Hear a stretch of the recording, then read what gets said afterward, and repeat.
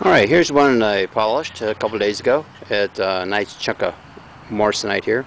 It had these yellow orbs here with the blue background here, kind of fading up into the blue orbs here. And then it has like a gold green on the outside. I contour polished it just because, well, that's the way the rough was broken out of the rock. So it already had this curve to it, so I went ahead and followed it.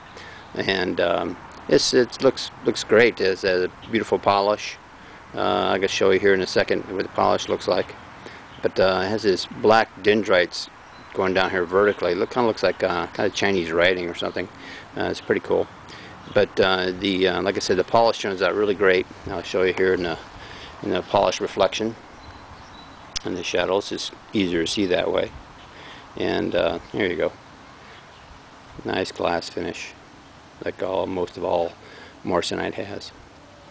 Anyway, it's one of my collection pieces. Thought I'd show a video because it's kind of tough to take a still picture with a curved surface. Can't really appreciate it. So anyway, I just thought I'd do a movie, and there she is.